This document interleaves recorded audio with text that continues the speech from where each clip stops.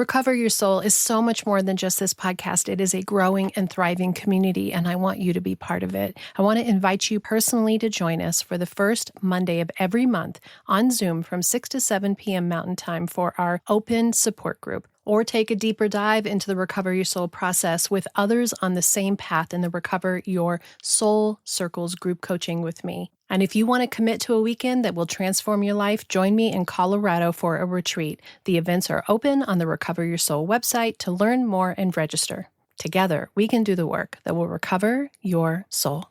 Just turn on the news, listen to the radio, or open your social media, and you will see images and stories of very real, complicated, and difficult things happening in our world and in our country today. Mostly I'm speaking about our families and about what's immediately affecting us, but there are larger things affecting us. And I want to talk today in our episode around how the same principles of choosing love over fear, recognizing the power that you hold within you to come at every action step that you take from a space of spiritual strength that knows that you are connected to something even greater still. Gandhi was such a beautiful demonstration of how to make change while choosing nonviolence and love. We are in times that are like no other, where you're holding your light, your resonance, your energy will impact in ways that we cannot understand or see today. And we have so much more strength than we give ourselves credit for. And I want us to come together as a community and remember that the light that you shine, the love that you share, the compassion that you have for all of humanity will elicit change. Enjoy the episode. Welcome to the Recover Your Soul podcast and community, a spiritual path to a happy and healthy life. My name is Reverend Rachel Harrison. I started Recover Your Soul after having profound changes in my life from my recovery of alcoholism, codependency, people-pleasing, and control addiction. I was guided to share the tools and principles of spirituality and the Recover Your Soul process to help others transform their lives as mine was transformed. For us to overcome external circumstances, we need to turn the attention to ourselves, focusing on our inner change and healing. Positive results in our lives will follow. Welcome to the Recover Your Soul podcast. I'm Rev Rachel. I wanted to jump right in today and talk about what's happening in the world because my heart has been really heavy. I have been literally feeling the energy of so much that feels like it's really complicated right now. I really want to come at this from a Recover Your Soul angle and lens, and to help you who are in this community, who are already on this journey with me, where we're talking about how to be okay when the people around us aren't okay. How can we actually step into our most pure, whole spiritual center when it is true that there is a lot of big energy, a lot of big situations happening around us that feel out of control? And so that's where we're going to lean today. And as I'm recording this, it is January 30th, 2026, as was predicted by the channels and by the astrologers that I listen to and I watch. We have started 2026 on a tear is the word I'm trying to say, on a tear that is intense. Time is really starting to compress down into, it almost feels like what used to be weeks now happens in days. I was feeling so heavy this past weekend on Sunday. I actually woke up. It almost felt like there was an elephant on my chest. And interestingly enough, I've been feeling the inability to breathe fully deeply into my lungs, which is a new feeling. And I thought, well, maybe it was because Rich was sick and I was fighting off something, but I don't think that's what it is. I actually think that it's a physical part of my body that is feeling this energy. So I woke up Sunday morning with this heaviness of everything that's happening in the world. And it brought in a dark cloud. And I know that you're feeling this in your own life too. It brought in this dark cloud. It was very interesting. It brought in a cloud around how much there is to do, how much it feels like we want to make change, or we want it to shift, or we want to step more into a spiritual light. And the energy that came to me was, who do you think you are that can do anything? It was very oppressive. And I woke up in this mood, in this energy. Bodhi was in town this past weekend, and Rich was there, and they were both like, "Are you okay? Like, what's going on with you? Are you all right?" And I couldn't even verbalize what I was feeling. All I could verbalize was some critic, some heaviness is on me, and I'm curious about it, and I just need some time to try to process what's going on. Because when you're an empath, like most of us are, it can be very difficult to discern the difference between the collective energy and consciousness and the collective fear. Fear has a very intense energy around it, and what is ours. And what happens actually is that when you are being affected by energy, whether it's somebody in your family or this country's energy or the global energy that we're feeling right now, it will bring up what it resonates with within you. So this not enoughness, this uncontrollable, not in the way that we talk about letting go of control, but like the weakness, powerless, the powerlessness that feels fearful versus the powerless that we talk about in Recover Your Soul, which is around freedom and letting go, recognizing we're powerless over everything, can also bring up feelings of instability, not feeling like you have sovereign state over yourself, feeling like things are impermanent, feeling like there might be the rug pulled out from under you. There's a lot going on right now in this energy. And what's very fascinating is I listened to an astrologer named Pam Gregory on YouTube. I love her so much. And she has been really beautiful at talking about how literally what's happening in the world right now in terms of the astrological energies is like nothing that has ever existed before. I mean, literally the way that everything is shaking out has, there's certain places where it's like, oh, this is what was happening when this revolution happened, or this is what happened when this war happened. And here we are coming back into it. But even bigger than that the way that it's all, the whole system is a unique and different place than it's ever been. And it has a lot of big energy around shifting and change. Well, none of us like change. None of us like change. There was some movie, I remember one of my favorite lines was her with, big teary eyes saying, I don't like to change. And I've thought of that so often. I mean, I have this song that's like, seasons come and force a change, but not me. I stay the same. That desire for us to have certainty is what is fueling what feels like two different sides. What I love about bringing spirituality in is that we can do the same thing that we've been working on in Recover Your Soul within our families, which is to learn how to rise above just enough to be a witness in the experience and not to be completely consumed in the experience. I know a lot of people that I'm working with personally, of my friends. All you got to do is open up social media, and there is fear and fear and fear and fear and fear. Fear perpetuates fear.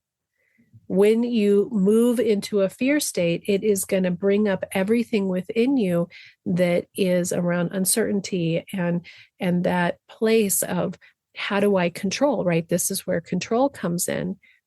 Even if you know intellectually that you're powerless over everything outside of yourself, when you're in that fight or flight state, all the work that you've done can go by the wayside because you go to old habitual patterns of survival.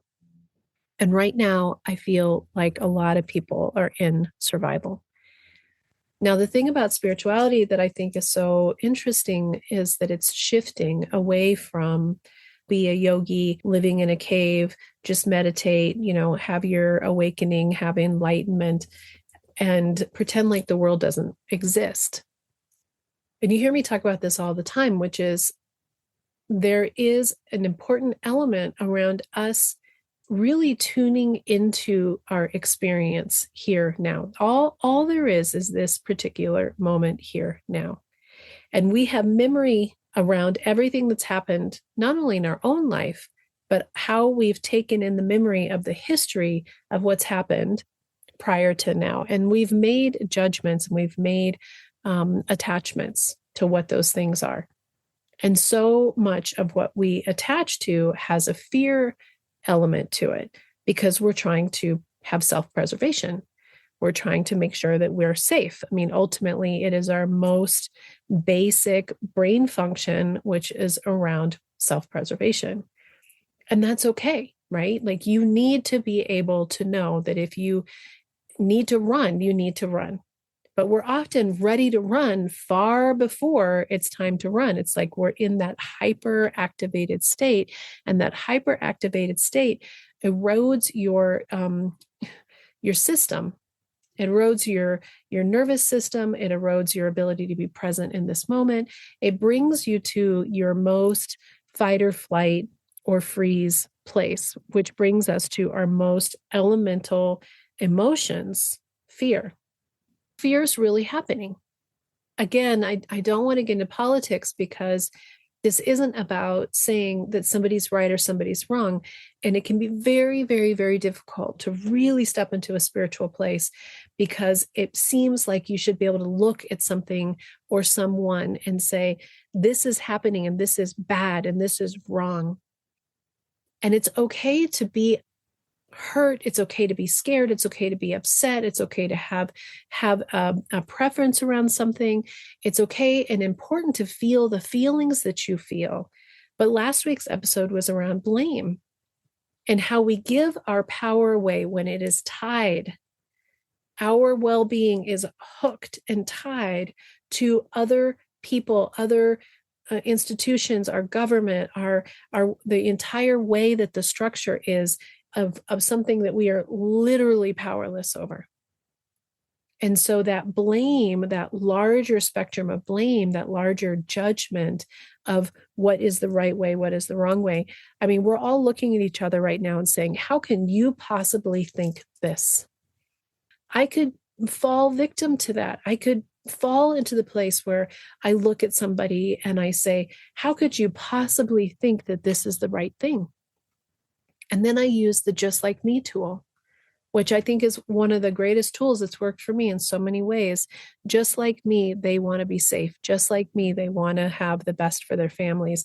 Just like me, they're trying to understand what is the most safe, most true way of seeing and being.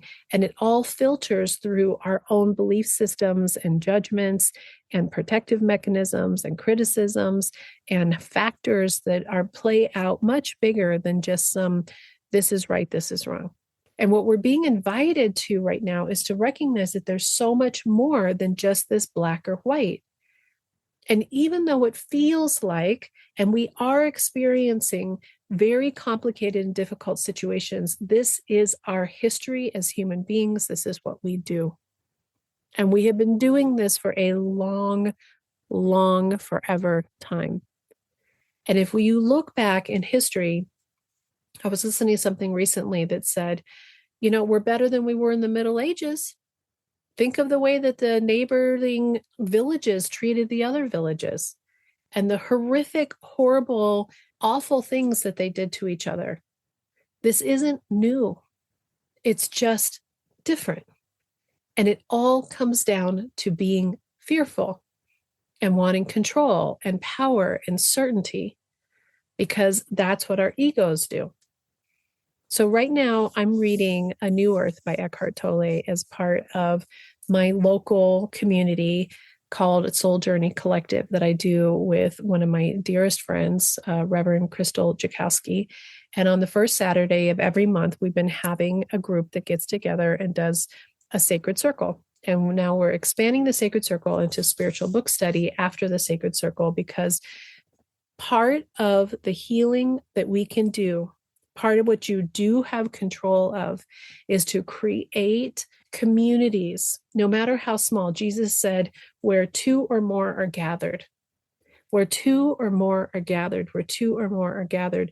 And the more that we come into a space where we're gathering people who want to speak more about love and peace than want to have outrage and fear, that want to fight each other, the more people who are curious the more people who are open, the more people who want to let go of being told by anyone what to think. And so the idea of this particular book study that we're doing is, for the Sacred Circle, Crystal and I are teachers. And in the book study, no one is the teacher. We let go of all that doctrine of who's the teacher. So the book for this month is A New Earth by Eckhart Tolle. And if you haven't read this book, highly recommend. So many great things in this book. And so you know that I'm an audio learner. So I listen to 99% of the materials that I take in. He's really talking about how, and I just thought it was so beautiful because I wanted to talk about this today. And it's basically what I was listening to this morning. And it applies again to attachment to our pain body, attachment to our ego self, attachment to our demanding and wanting to be right and to know what is happening. And the more that you are in your pain body, and I'm not going to have this episode be about pain bodies, but I probably should do one about pain bodies, because it's the vibration, the energy of fear, and it feeds on more fear. And so if you really think about what happened in our society at the beginning of the cable news is really where fear became out there in the public as a way to sell airtime. Doesn't matter which side that you get on. Everything is selling fear to grab your attention, because fear will grab your attention. It's the same thing in terms of our families. And if you have a family member who's constantly complaining, constantly talking about the terrible things that are happening, you will lean towards paying attention to that person much more than the person who's sitting in the other side of the room, who is calm and quiet. They might be sending energy that is helping offset. Oftentimes, we get hooked into the fear cycle. And ultimately, what we're doing is we're staying out of this present moment. All we're doing is attaching to the past and trying to control and know what's in the future. So in Recover Your Soul, one of the main elements of this is spiritual path to a happy and healthy life. A spiritual path to a happy and healthy life. And the spirit part is one of the most essential pieces.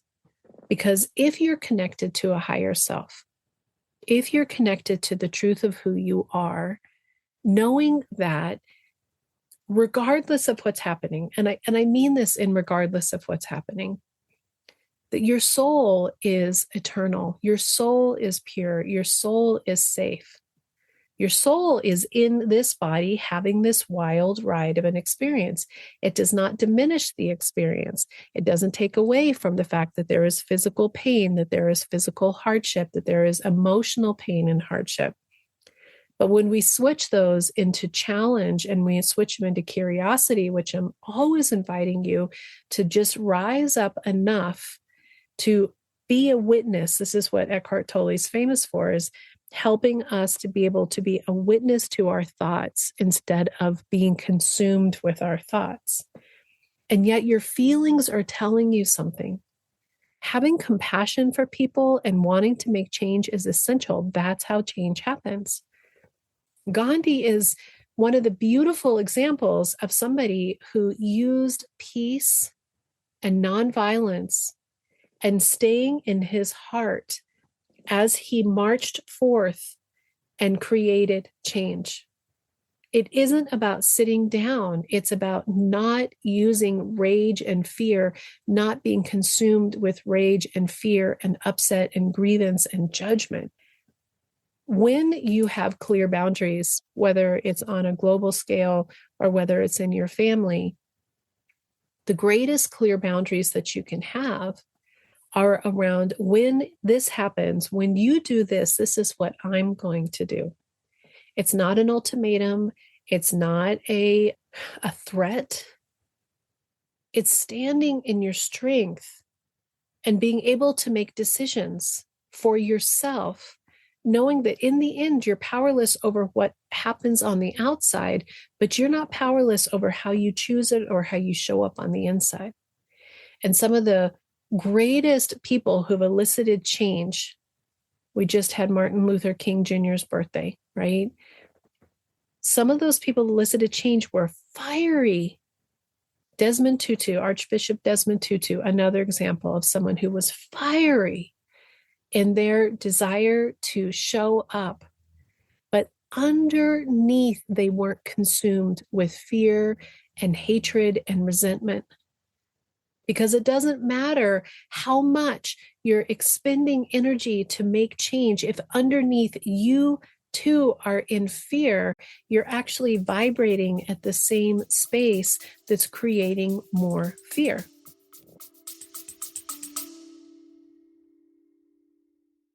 Whether you've been working Recover Your Soul for a while, with me personally doing the modules, or you haven't gotten started yet, I have a free gift for you. I recently created the Recover Your Soul 9-step mini workbook, and I want to offer it to you as a gift.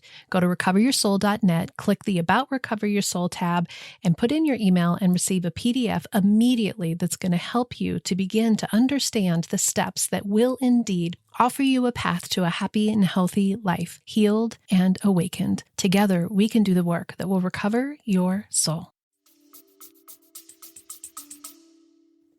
When we're in a state like we are right now, we talk about taking our power back all the time.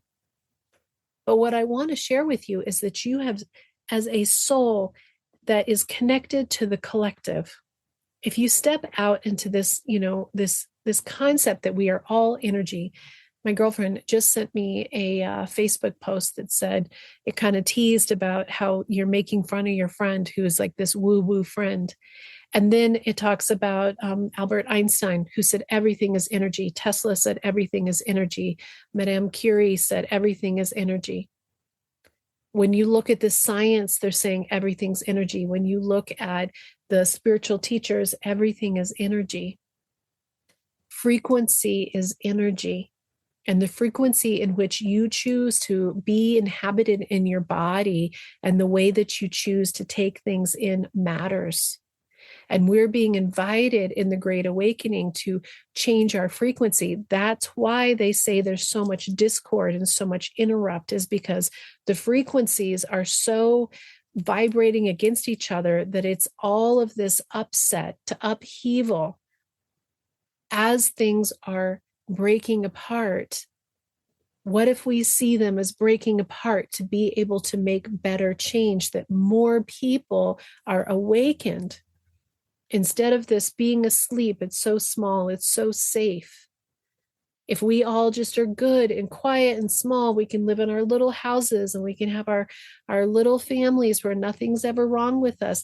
That is safe.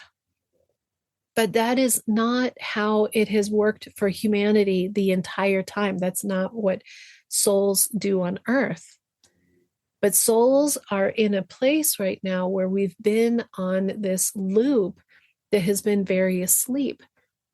And so what they're talking about is that many souls have come from different places to come and remind us to remember our wholeness. This is a foundational piece of Recover Your Soul. To remember your wholeness.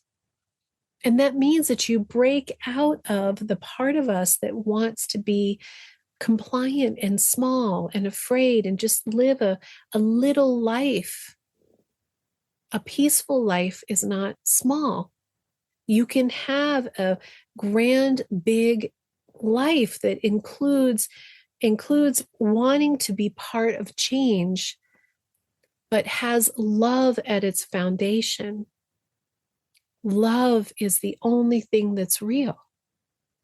Everything else is the constructs in which we have created that are part of the contrast. There's yin and yang. There is light, there is dark. In the spiritual world, there is not judgment that one is right and one is wrong and one is good, one is bad. You cannot have an awareness of the beauty of love unless you have had heartbreak. You can't understand what it means to be free if you haven't been a slave. And it is not that long that we have come out of slavery. And it is true that there are still people who are enslaved today in ways that are not what it looked like before, but look like they do now. So when we look at this larger picture, instead of feeling overwhelmed and consumed with like it's too much and how are we going to get through it and just wanting everything to go back small, what if you wake up and you say, I want to be part of moving towards a new earth. I want to be part of moving towards a new way of being that chooses love over fear. And that means that even in those moments where you're watching things happen that feel big and feel overwhelming, and you see people having very real situations that are affecting them in ways that you know are painful and hard and hurtful. But we don't get caught up in the, oh no, this is terrible. We get caught up in being curious and we say, interesting, I want to be part of a belief system that sees that we are moving towards remembering that we are more alike than different, that we are more whole than we are broken, that there is nothing wrong with us. We have just forgotten the essential essence of who we are. For us to be one with spirit, for us to recognize that there is more than we can possibly understand, and our eyes are just being opened just enough. And the power of your thought, the power of your belief, the choosing to not be overwhelmed, but the choosing of compassion for everyone, just like me, they want happiness. One of the greatest things that I'm grateful for is I quit watching the news years ago. It's probably been 10 years since I've really watched the national news that much. And then Rich and I used to watch the local news every night at 10 o'clock before we fell asleep. And we quit doing that too. Does that mean that I'm not apprised of what's happening? Absolutely not. I am very aware of what's happening. Do I know every single part of the gameplay? No, I don't. You know why? Because I don't need to. I don't want to. It isn't good for my soul. It isn't good for my spiritual growth. Before we had this technology where you knew everything instantly, right? We're watching who who has everybody in their family on their locations on their phone. We watch everything. We watch every movement that everyone makes. If someone doesn't text you back immediately, you're starting to fall into fear. Why aren't they getting back to me? What's happening? We have become consumed with having immediate information. And back not that long ago, you lived in your house, and unless somebody came and physically gave you information, which was through their reporting of that information, or you received a letter that by the time you receive the letter, it's already old information. When my mom went to India when I was 8 years old, she sent a telegram. And I think she sent a couple postcards and a couple letters in the 3 months that she was gone. And when she really missed me and wanted us to know that she was okay, she sent a telegram that she had to pay by the word that said something along the lines of, I love you, I'm fine, something very simple.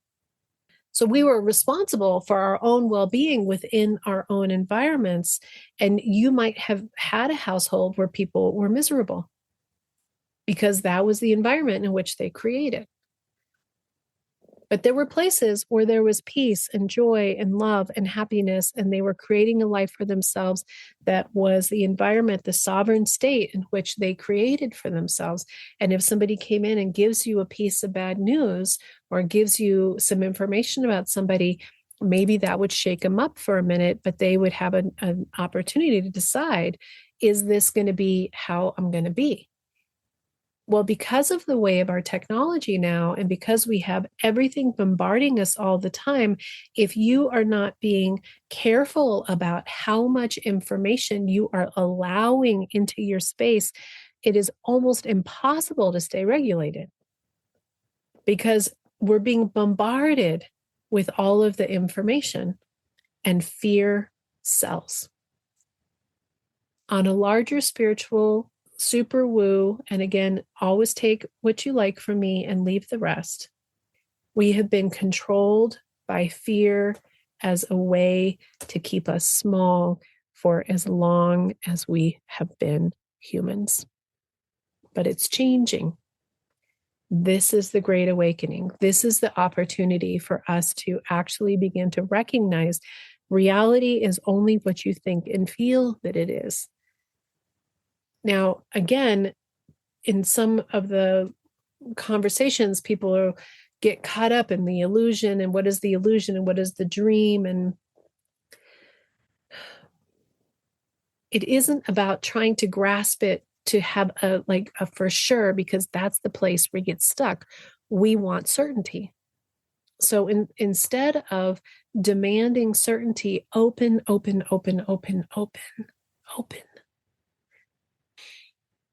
I think it makes me emotional because we've been clamping our heart down for so long. We've been living in fear for so long. We've been controlled by other people and their words and their actions for so long. But the soul's journey says that we can witness those experiences in a way where you are in the experience, but you are not the experience. You are watching it from a place that is curious, that is in it, but is not it. Jesus said to be in the world, but not of the world. When you really start looking at spirituality, you see that the masters, the Bible, all the teachings that we've been receiving for so long, if you look at it from a mystical place, the answers have been revealed to us over and over and over again. The kingdom of heaven is within you. You are one with your Father. We are one with the energy. Shine your light. Shine your light. Healing is available to you if you will just accept it. So if we are actually going to step into this time, this great awakening moment, it's always interesting. My nose itches a lot when I feel like the energy is coming through really intensely in these sessions.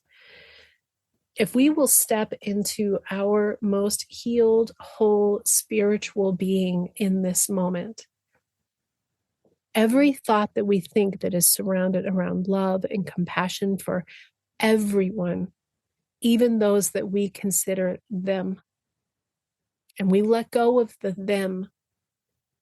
The Course in Miracles says, when you see somebody harming, it's really a call for help. It's really them in fear. But we don't have to fall into the fear. We can actually step into this knowing that the thoughts that you think have power because they resonate, they are a vibration, they are part of the incredible shift that's happening where we are raising the vibration and the resonance of all of our energies. And that there is this part of us that is offering a movement to a timeline, to a new earth, to whatever you want to call it, that is about more compassion, more love. That's why this Soul Journey Collective that we're doing locally, or when you just get together with a couple of friends and instead of commiserating and going on and on and on about how the world's going to hell in a handbasket, you acknowledge how you feel.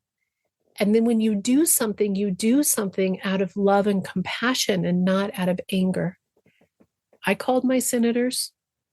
I am holding space for the people who are out there marching. I am holding space for the people who are on all sides of everything and seeing light and love and compassion being held and bestowed upon everyone, that we may remember that we are one, that we may remember the wholeness that's within all of us, that we may align and attune to a compassionate state. And it isn't about bringing everybody on the bus. We don't have to convince anyone. You do not have to convince anyone of your beliefs. It's about you being sovereign in your environment, so that when you are in every situation, you're bringing peace. You're the one on the side of the room who is holding space and allowing love to permeate through your every being. And in that, it changes everything. They say that one person who is awake counterbalances the energy. There's different numbers, but anything from 60 to 100,000. Each of you that's holding energy, not to change, not to control, not to make it be different. This year's theme is acceptance as a path to peace. And acceptance means that nothing is unacceptable. Nothing is unacceptable, but it doesn't mean that you don't have action. It means that the action that you take is founded in love and compassion and not anger and aggression, because that is the truth of who we are. And in that, we step back into the place where we connect with spirit and we feel the safety and the trust of knowing, this too shall pass. This is part of something greater than what I can understand. I am going to be present in myself in this moment, in my body. I'm not going to be consumed with fear, and I am going to choose love, and I'm going to radiate love. In Buddhism, there's a couple practices. One of them is metta practice. And it is the ability to open your heart to compassion. It's often called the loving kindness prayer. So I pulled it up so that I could get it just right. May all beings be happy. May all beings be free of pain and suffering. May all beings live with ease and well-being. And may all beings be free. The more that we hold this truth, this knowing within ourselves, that this is the movement that we're making, and you look at history and you say, well, there's a lot of things happening right now that feel like a repeat, that feel like they're not that great, that feel like we haven't come that far. That's not true. 2 steps forward, 1 step back, 10 steps forward, 3 steps back, 10 steps forward, 10 steps back. Ultimately, we were moving in a direction. And what I often tell people in your own lives, what feels like 2 steps forward, 1 step back, is an opportunity to go deeper into the healing that needs to happen. And there's a lot happening energetically right now that is beyond what we can see here, and is around removing and shifting patterns that have been for generations. Underlying fear that has been controlling us for a very long time is breaking apart. And you get to make a decision that you will not be controlled by others' fear. It isn't easy, but it's a decision that you get to make. And it's an important and powerful part of your soul's journey here. And if you're listening to me and you've gotten this far in this video and it is resonating with you, you know in the depth of your being that you are remembering your wholeness. And as you remember your wholeness, you are helping others to remember theirs. I want to trust, and I do trust, and I do hold faith that 10 years from now, when we look back on what feels like very heavy times, we will remember that we were part of an elevated consciousness that helped move us that 1 step closer to change. And all of the astrology, all the spiritual teachers that I listen to were talking about how this is a very powerful year. It's a year of the one, new beginnings, growth. It's the fire horse. It's this intense energy of moving forward. So take that into yourself.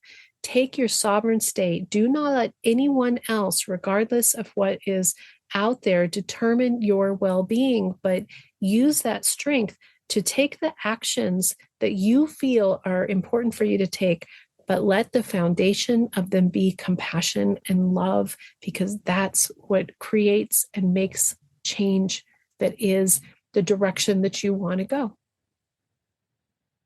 Feel your feelings. Don't dismiss what's happening within you, because it's valid and important too. And only spend your time and energy listening to and watching things that align with the truth of who you are and the bringing in of love in a better world. Do not spend your time watching or listening to things that are perpetuating and selling fear. All of it's happening. You do not need to witness every single thing. Lastly, I just want to say that I've been watching these monks that originated in Texas who have been walking across the country. They're walking to Washington, D.C. for peace. And to witness, I encourage you to follow them on Instagram. They're these beautiful Buddhist monks. And everywhere they go, they're touching the hearts of people in areas and in parts of the country where maybe they never saw a Buddhist. Maybe they never saw a person in saffron robes before. For me, it's incredibly comforting because it's exactly what I grew up with. But the love and the heart that you see in the crowds of the people that are showing up, and the energy in which it is happening, and the people who are sitting in meditations who have never put that into their lives, the energy and the love that's happening is real. And that is where we need to be putting our time and energy. Do more of that. Watch more of that. Embody more of that. That is the true power of love. And love is the only thing that's real. Until next time, namaste. Thank you so much for spending this time with me and being part of the Recover Your Soul community. If today's episode spoke to you and you'd like to connect with the community even more, I invite you to join us on the first Monday of every month for the free online support group on Zoom. It's from 6 to 7 p.m. Mountain Standard Time, where I share a little bit more on the Recover Your Soul journey, and then we break into small groups. You can register at recoveryoursoul.net, and if you've registered in the past, be on the lookout in your promotions folder for the reminder email and link. I'd also love to invite you to listen to the Recover Your Soul bonus podcast every Friday, either as an Apple Podcast subscriber or as a Patreon member. On Patreon, you can become a free member and have access to new episodes for the first week, or you can support this community with the tier that you choose. You can also follow me on social media, Instagram, Facebook, and join the private Facebook group for more connection with this amazing community. I hope you'll visit the website recoveryoursoul.net, and you can sign up for emails so that you can be up to date with everything that's going on, and maybe even join me for a retreat someday. Lastly, I thank you for sharing this podcast and community with anyone that you think that might enjoy or learn from it. I also thank you for giving me 5 stars on any platform that you listen to and writing a review so that others can find the Recover Your Soul community too. Until next time, namaste. The Recover Your Soul podcast and its content is for educational purposes only and is not allied or representative of any organizations or religions. It's based on the opinions and experience of Reverend Rachel Harrison. Recover Your Soul claims no responsibility to any persons or entity for any liability, loss, damage, or cause alleged to be caused directly or indirectly as a result of its use. Applications or interpretations of the information represented herein. Take what you need and leave the rest.